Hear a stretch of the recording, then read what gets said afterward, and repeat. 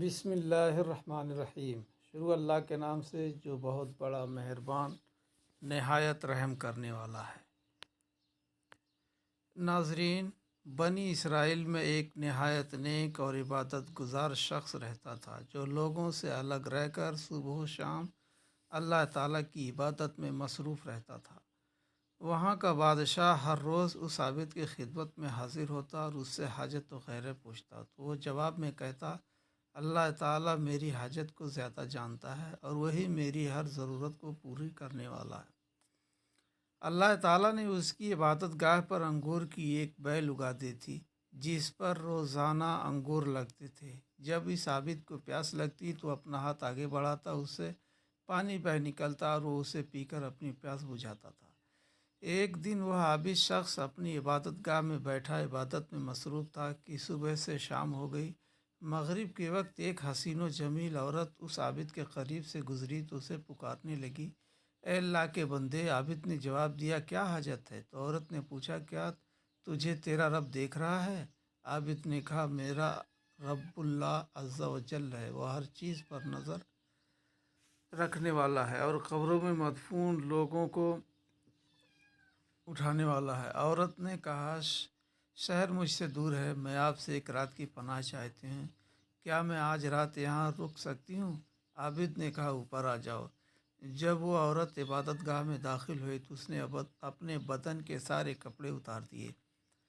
عابد کے سامنے برہنہ کھڑی ہو گئی اور عابد سے کہنے لگی، آج رات تم جتنا چاہو مجھ سے فائدہ اٹھا سکتے ہو۔ عابد نے فوراً اپنی نگاہیں جھکا لیں۔ عورت سے کہا کہ خدا تجھے برباد کرے، اپنا جسم ڈھانپ لے۔ عورت بولی، اگر آج رات تو مجھ سے نفع اٹھا لے گا تو تیرا کیا جائے گا؟ تو اس پر عابد اپنے نفس سے مخاطب ہوا اور اس سے پوچھا، تو کیا چاہتا ہے؟ نفس بولا، اللہ کی قسم تو اس عورت سے ضرور فائدہ اٹھاؤں گا۔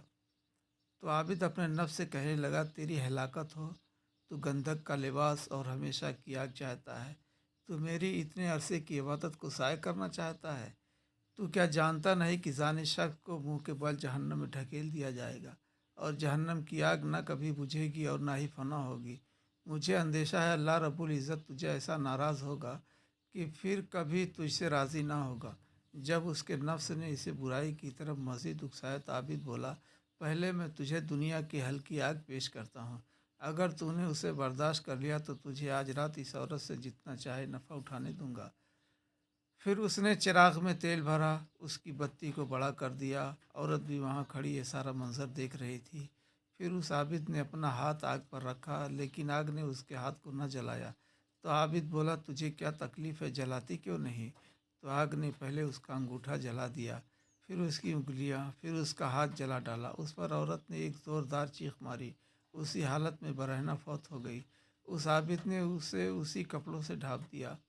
جب صبح ہوئی تو شیطان ابلیس نے چیخ چیخ کر سب لوگوں کو بتایا کہ یہ لوگوں، عابد نے فلاں شخص کی بیٹی سے زنا کیا ہے اور اسے قتل کر دیا ہے۔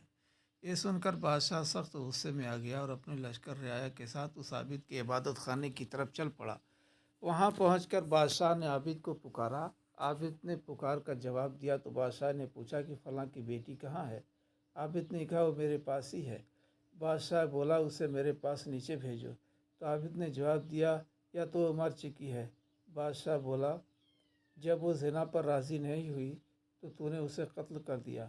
بادشاہ نے سپاہیوں کو حکم دیا، عابد کو پکڑ لاؤ۔ پھر اس عورت کو وہاں سے اٹھا لیا گیا اور عابد کو قید خانے میں ڈال دیا گیا۔ وہ لوگ زانی کو آرے سے کاٹ دیا کرتے تھے۔ اس عابد کا جلا ہوا ہاتھ آستین میں چھپا ہوا تھا۔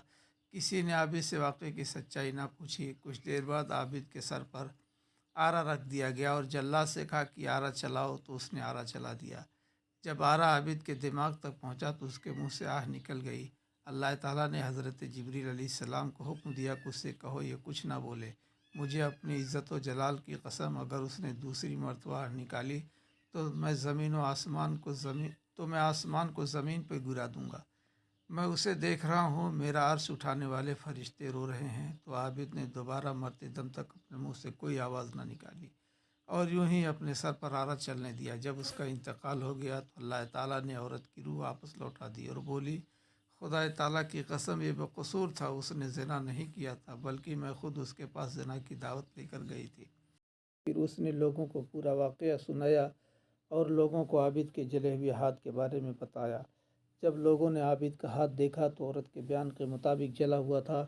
وہ لوگ بولے، یہ ہم سے کیا ہو گیا؟ اگر ہمیں معلوم ہوتا تو ہم ہرگز اسے نہ چیرتے۔ جب وہ عابد دو ٹکڑے ہو کر زمین پر گر گیا تو عورت بھی اپنے سابقہ حالت میں لوٹ گئی۔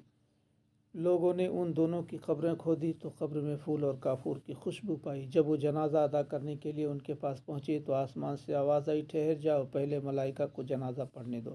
ان لوگوں نے پھر اس کا جنازہ پڑھا اور انہیں دفن کر دیا۔ اللہ رب العزت نے ان کی قبر پہ خوبصورت پودا اگا دیا اور لوگوں نے اس کی قبر پر ایک تختہ پڑا ہوا دیکھا جس پر لکھا تھا، اللہ تعالیٰ کے نام سے شروع جو بڑا مہربان نہایت رحم والا ہے۔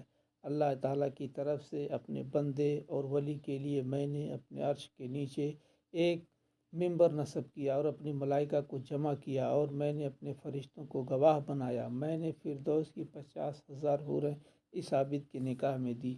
اللہ تعالیٰ اپنے فرما بردار اور ڈرنے والے بندوں کو ایسے ہی نوازتا ہے۔